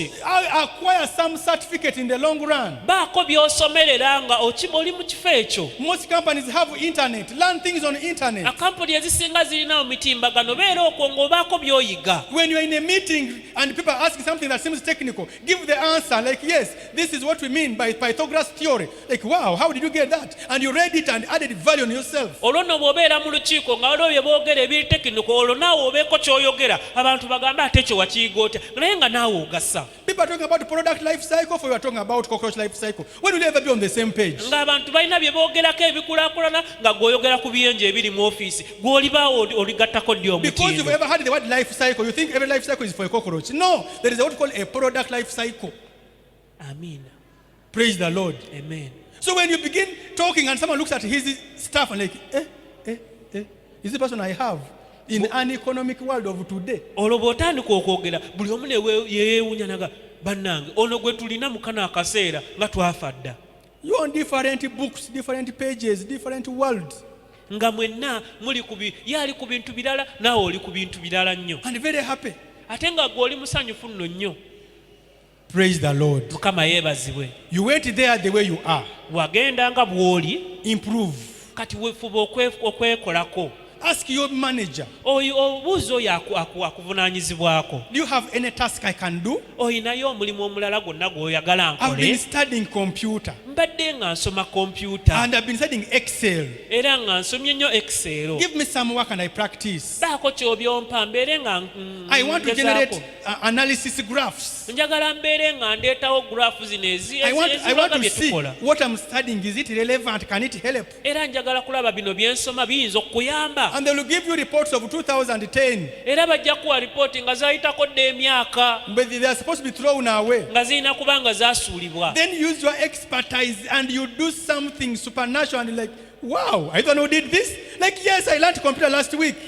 Kati olokozesa obukugu bwe bwofunye obeeko kyokola ekikyusa embeera bakubuuze gwe yakikoze kino obagambe ye nze nakikoze kubanga nabisomeredde. Tell them I've been reading about e-commerce. Era obagambe nti nno mbadde nsoma ku by'obusuubuzi. I want to do some purchasing and procurement on computer electronically. Era njagala mbeere wano nga ntudde wano naye nga ngula ebintu nga biva eri But I gyange. don't know the site. Sir, may you show me any site which is active and I engage? I want to know how much I can apply. Naye simanyi maduuka gano agali ku mutimbagano bambe mumpeeyoko amaduuka mbeereko byengezaagezaako okukola. Then you try like, they are saying that I pay. Like, now you've reached where to pay. You close it. Like, you can do this? Like, yes, I can do it. Kati olwo bw'otuuka wali bagamba nti no kakati sasula olwo ogambe bannaye bansaba okusasula olwo bakubuuze otuuseewo naawo bagambe ye nsobola okubikola. But in this generation, naye mu mulembe guno you can't start a machine. nga tomanyi yadde okuteekako kompyuta You can't disable it and enable it. nga we bajjako monita ogamba evuddeko. I remember something in 2005 when I was at campus. Waliwo kye najjukira mu 2015 nga nkyali ku kampasi. I went, they advertised some job there and I was very quick to go. Waliwo omulimu gwe baalanga nange ne nyanguwa okugenda. The guy was like, you mean you've seen the advert? I'm like, yes, I've seen it now on the notes board. Ne bambuuza nti nno kyogamba olabye ekirango kyaffe nga tuyita abakozi naga ye naakakiraba kati. And he told me, yes, you look to be very active. This is very good. Ne The bangamba workplace is in Nakawa. Will you be able to do? tukulabye ng'olabika gwe omutuufu gye tukolera Nakawo n'asobola. I told him, yes, I will. Ne mugamba ye nja kusobola. I'm going, yes. And I told me I need to get reports every day. Will you be able to send? Nangamba nti nno ku mulimu ogwo olina okuba nga ondoopera buli lunaku ebikoleddwa ng'okola ripooti onaakisobola nti ye. I'm like, since I stay in Chikoni and you're in Makerere, when I come from Nakawa, I'll be dropping a report as I go home. Like, no, I mean on a computer. Ne mugamba nti ensonga lwaki nja kusobola nja kuba nve Nakawa gwate oli Makerere nkuwe ripooti awe Makerere nze ngende mu Kikoni gy'ensonga. Ne bangamba nedda tujagala ku kompyuta. He asked me, what can you do on a computer? Olwo ne bambuuza kompyuta ki ky'ogisobola ogikolako. I was very honest. Nange bannange nali wa mazima nnyo. Told him, no, there's nothing. Ne bagamba siina kyengimanyiiko. Are you sure I can't even type your name on Word? Ne bambuuza wadde okuwandiika erinnya lyo mu waadi. Then I'm like, how do you write your name on Word? Nange ne neebuuza bannaye erinnya lyange ate ndiwandiika atya mu waadi. It would be on letters, but Word. Ne bakiri bandibadde ng'erinnya lyange ndiwandiika nga nkozesa nnyukuta naye mu waadi. We were on different pages. Nga ffenna tuli mu nsi za njawulo. Told me, young man, I'm sorry. I need someone who can use computer. Ne bangamba munnange tusonyiwe twetaaga omuntu ng'asobola okukozesa kompyuta. Nafuna obusungu kwolwo. That day I got so angry Nengenda mu main library. and he went to the main library. Mwalingamu computers. There were always computers. Nentula ku computer emu yali awo bwerere bwenti. And I sat on one computer that was empty. Ngeno waliwo akola ebintu bene waliwo akola And ebintu. one person was here busy and another my neighbor was busy on their Eyange computer. tekuliko light ku screen. And my computer was there not lighting. Gwe mulundi ogusooka okubeera ku computer. My first time to face a computer. Nabo ono byakola ono ali mu kunyiganyiga ono naye anyiga banyiga biki. And this one was pressing the keyboard. The other one was also pressing the Nze ni keyboard. bwenyiga tekikola ne bwenyiga tekikola. We were even when I press any button, nothing happens. N'asindika omukono gwe n'anyiga akapeesa waggulu pozi ke ka ono ke kaleetako ne kujjako omuliro. And they helped me and they switched on. ngamba kati ekiddako wano kola ki nentandika netambuza nga bw'otambuza wali ekitambula ku screen is mouse nga ngamba kati wano ki ekiddako. Then I started moving the mouse. When I moved the mouse, I see the cursor on the screen and I said, what was this? Nendaba bali kigambo start. And when I saw where the word was start, Nenkanyiga. I also pressed it. Ebintu ne biyiga ku computer nga bingi biti shwa. And- Nenvaawo ne gamba bino sibisobola. And when the windows came on my computer and I left the computer and I said, I can't Nadduka continue. buddusi nga simanyi ki ekiddako. I just ran not knowing what was to come next. Neseka ennaku zino bwekiga start ebyo ne bijja ku computer. But today Kama when I yebazibwe. press start, I know what is next. Praise be to God. Mulimu bwe gutyo ne gugenda. And that is how I lost the employment. Kati bwentandika bwe ntyo neeyigiriza computer ng'omuntu paka And- leero situlangako mu computer class mbu And banjige that but way, personal development. I started teaching myself the computer. Though I've never started in a computer classroom, but I taught myself computer. naye buli wenyiga start But whenever I press the naye start mukama button, olungi atuwa windows 13 ezitalina start ziri ezalinga na windows 6 nga zina start nga bintu biyiiko okwo bingi bwe bityo. but praise be to God, the new versions of Windows don't have the start button. Which skill have you added on yourself ever since you went to that place? Bukugu ki bwe weeyongeddeko okuva watuuka mu kifo ekyo? Your promotion may not be there, Oyinza okwesanga ng'okuyimusibwako tekuli but awo. that's your training ground. Naye ate ng'awo lyo ly'ettendekero lyo. How do you expect to be economically developed when you're not developing your skills? Osuubira otya ebyenfuna by'okubeera nga biyitimuka naye ng'ate gwe tewali kye weeyongerako mu These bukugu days, bwo? companies want an individual who can drive, who can manage computer, who can do office work, who can do front desk, who can do analysis. One person who can do almost work for 10 people. Ennaku zino kampuni zaagala omuntu ng'asobola okuvuga emmotoka, asobola okukola computer, asobola okukola analysis, asobola okusiimula, ng'omuntu omu asobola okwoza emmotoka n'akola emirimu gy'abantu 10. But for you here, like, no, I will get a driver. Who tells you? Naye gw'obeerawo n'ogamba waliwo emmotoka nja munfunire ne driver, ani akugamba? You end up bargaining for a low income job because your capacity cannot handle high managerial level. Weesanga omaliriza ng'omulimu gw'ofunye ogwa ssente etono nnyo lwa nsonga omulimu gw'essente ennene tosobola gusobola kuba gwetaaga obukugu bungi. Simply because you have not chosen to multitask and learn how to manage yourself. Olwa nsonga emu gwe tosazeewo kubeerako bintu bingi by'oyiga obeere ng'osobola obikola olwo gwe kennyini ne weesiba. Kama yebazibwe. Praise be to God. Naye byenjogera bikwatagana. Is what I'm speaking making sense? Biri applicable ewaffe. Are they applicable in our places? How do you earn 1 million this year? Osobola otya okubanga omusaala gwo miliyoni emu guno omwaka? Next year is 1 million. N'omwaka ogujja miliyoni The emu. other year is 1 million. N'omwaka ogwokusatu miliyoni emu. When COVID comes, Olwo nno covid bw'ajja, the first people to be terminated abantu be basooka okusalako is you. ye ggwe. Because they don't see any reason to retain you. Kubanga tebalabawo nsonga lwaki bakusigazaawo. We want someone who will be like, since there's no much business in COVID, can manage the front desk, can write reports, can drive himself since we do not have public means. And like, who is that? Era nga babuuza twetaaga omuntu asobola okubeera nga yeevuga kubanga tewaliiwo ntambula ate ng'asobola okuwandiika reports era ne babuuza ani oyo.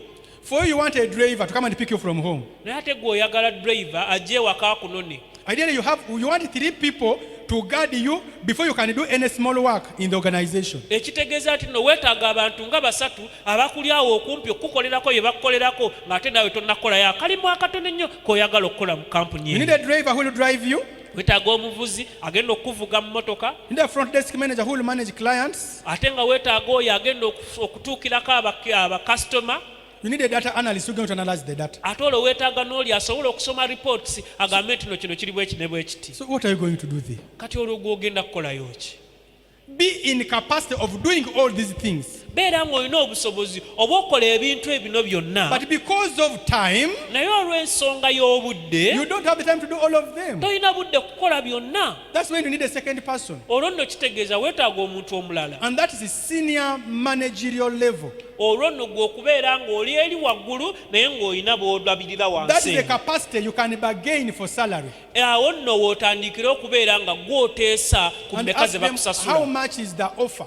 Olwo nno n'obabuuza nti mwawo mutegeseewo mmeka? And they're like, with this amount, be like, does it have rent? Olwo ne bakugamba nti nno zino ze tutegese no bagamba kuliko ennyumba. Does it have airtime? kuliko airtime, Does it have a study allowance? ate kuliko ne allowance zino ez'okubanga ngendo soma.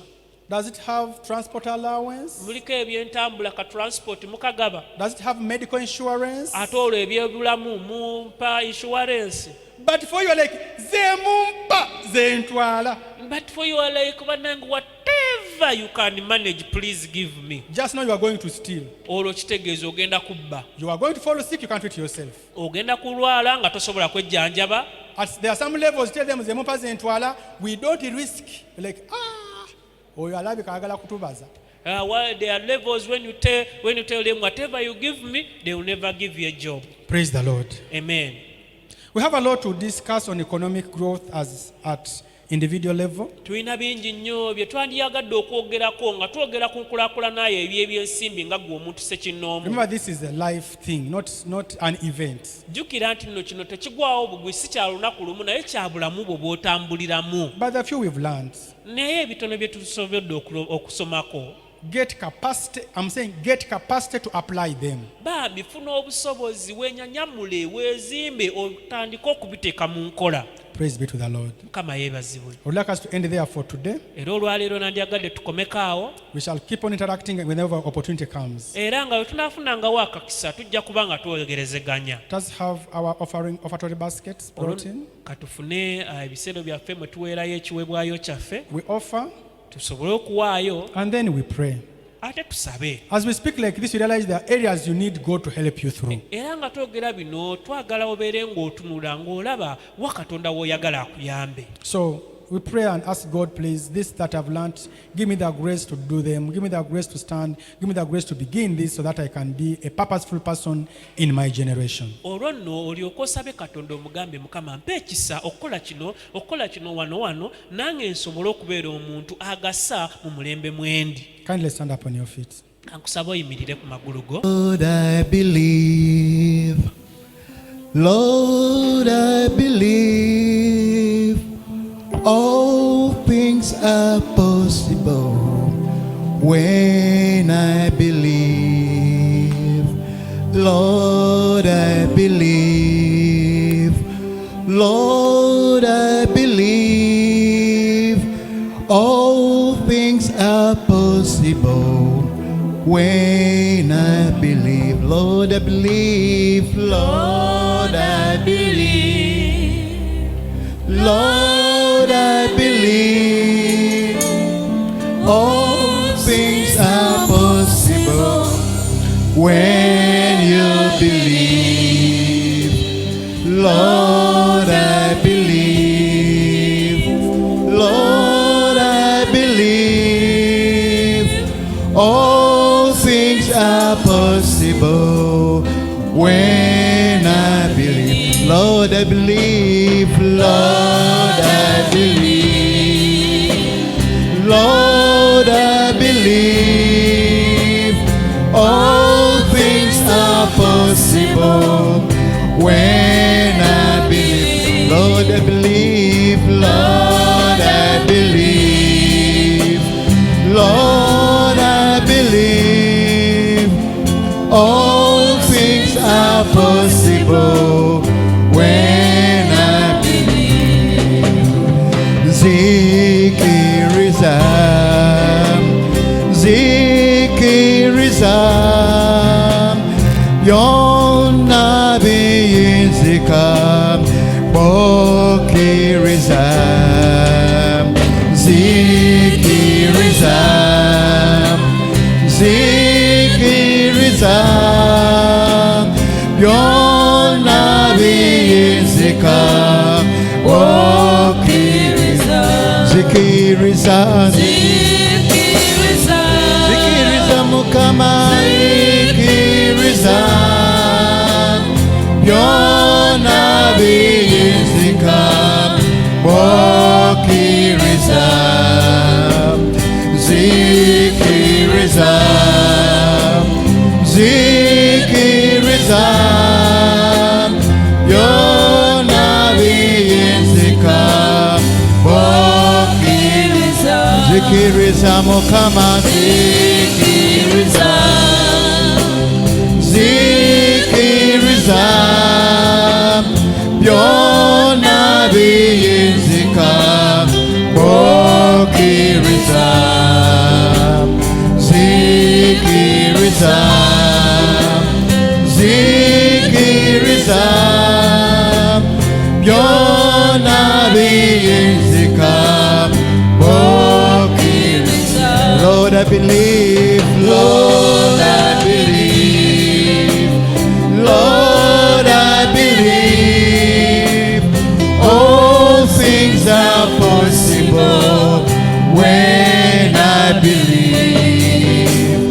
Lord, I believe, Lord, I believe all things are possible when I believe. Lord, I believe, Lord, I believe, Lord, I believe all things are possible when I believe. Lord, I believe, Lord, I believe all things are possible when I believe. Hallelujah. Genda amaaso yogereko ne Mukama tusaasire atuwe ekisa tusobole okufuna ssanyu mu bye tukola. Agambye mu kaseera kano temunaba kusaba, musabe ssanyu lyammwe erituukirire. Tuwe ekisa, Mukama atuwe ekisa, atukulaakulanye, atusobole okutuwa amagezi mu byonna bye tukola, asobole okutubeera, asobole okutukwatirako, asobole okutuyamba, tusobole okufuna essanyu mu mirimo gyaffe, tusobole okufuna essanyu mu byensimbi, tusobole okufuna essanyu mu byewaka, tusobole okufuna essanyu mu mbeera zonna ze tuyitamu. Tuleme kubeera nga tujjula, tuleme kubeera nga tuddirira, naye nga Mukama atuyamba tuva mu kitiibwa nga tudda mu kitiibwa. Mu linnya lya Yesu, Mwana Katonda omulamu, nkwegayiridde ayi Kabona, otukoze bulungi n'okutuusa leero bye tuyize. Nkwegayiridde ekikolo kya Yese, tuwe essanyu mu byonna bye tukola. Mukwano gwaffe leka essanyu lyaffe lituukirire. Mukama atuyamba okusasula amabanja gonna ge tulina. Mukama atuyamba okukulaakulana. Mukama atuyamba okunywezebwa, tusobole okugasa mu nnyumba yo, tugase mu kanisa yo, tugase mu beewaffe, tugase. Bingi byetolodde, bingi bye tukoze Mukama ne tutayitamu. Nkwegayiridde ekikolo kya Yese, mu lwaleero nga tuyize bingi ebikwatagana n'ensimbi, tuwe amagezi, tuwe okumanya, tuwe okutegeera, tusobole okusiga ssente zaffe mu bintu byatuka by'amaziga, tufune essanyu mu nsonda zonna ez'obulamu, tufune essanyu mu byonna bye tukola, tufune essanyu Mukama nga teririiko obuyinike, otuwe obugagga nga tekuyongeddwako obuyinike bwonna. Mu linnya lya Yesu nsabira abantu mu kifo kino, waliwo abatandise bizinesi ne bafiirwa. Mukama nkwegayiridde, tuweereze ekisa kyo, tuweereze amaanyi go, tuweereze okumanya kwo, tusobole okubotola mu bye tukola, tusobole okugenda mu maaso, tusobole okuyitamu, tusobole okukulaakulana. Abakyasuuzibwa bazimbe amayumba gaabwe, abakyaliisibwa beerise balise n'abalala. Mu linnya lya Yesu, abatena bwetutandikwa bakabire entandikwa. Mu linnya lya Yesu, abakyebuuza Mukama abanukule mu nsonda zonna ez'obulamu bwabwe. Nkwegayiridde ekikolo kya Yese nga basembezebwa balabe ekisa kyo, nga tusembezebwa tulabe amaanyi go, tufaafagana amaanyi gonna ag'enzikiza, tumenyamenya amaanyi gonna ag'okufiirwa n'okufiirizibwa. Mu linnya lya Yesu, ebyo ebijja ne biba amagezi agakola ssente, obwo obwavu obw'ewaka, bwavu obwa famire, bwavu obw'ekika obugoberera omusaayi, obwo obwavu olwaleero tubumenya mu linnya lya Yesu. Tugaana okufiirizibwa, tugaana okufiirwa, tugaana kudda mabega, tugaana kufiirwa mu nsonda zonna mu linnya lya Yesu. Kyeva nkwegayirira Mukama, tukwate ku mukono, tuwe amagezi agakola ssente, tuwe amagezi agazaza ssente, tuwe amagezi agayimuka, tuwe amagezi agakulaakulana mu linnya lya Yesu. Abawuliriza leero nga basazeewo okukola bizinesi zaabwe zonna ze banaakola tusibwikako n'omusaayi gwo ayi Yesu balabe obulungi bwo ne mu nsi eno ey'abalamu. Twagala okwebaza kubanga obadde mwesigwa, twagala okwebaza kubanga obadde naffe, twagala okwebaza kubanga otwogedde naawe olunaku olwaleero. Ayi Mukama, nga tuva mu kino ekifo, tambula naffe omwoyo n'ogw'omubiri nga tugende waka. Tuwe omukisa nga tufuluma, tuwe n'omukisa nga tuyingira. Tukwebazizza kubanga oli mwesigwa, tukwebazizza kubanga oza obikola, tukwebazizza kubanga otuyamba, tukwebazizza kubanga otukuumye, tukwebazizza kubanga bingi by'okoze mu linnya lya Yesu. Ne konferensi eno tugisabidde omukisa, ennaku ze tusigazza tuwe omukisa, tuyamba okuyiga, tuyamba okuva ku kifo kuda mu bifo, tuyamba genda kulebeddako mu linnya lya Yesu. N'abantu bonna abatazze ababadde bagoberera ku mpewo bawe omukisa. Tukwebaziza kubanga oli mulungi. Byonna tubisabye mu linnya erya Yesu. Amen. N'eddoboozi eddene, Kitaffe ali mu ggulu, erinnya lyo litukuzibwe, obwakabaka bwo bujje, byagala bikolebwe mu nsi nga bwe bikolebweyo mu ggulu. Tuwe emmere yaffe ya leero, tusonyiwe okwonoona kwaffe, tusonyiwe bonna abatwonoonera, totwala mu kukemebwa, naye tulokole mu bubi, kubanga obwakabaka n'obuyinza n'ekitiibwa bibyo mirembe n'emirembe. Amiina. N'ekisa kya Mukama waffe Yesu Kristo n'okwagala kwo ayi Katonda n'okusiima kwa Mwoyo Mutukuvu bibeere naffe ffenna n'eri abooluganda bonna emirembe gitagwawo. Amiina. Mukama batukuumire, abatambuze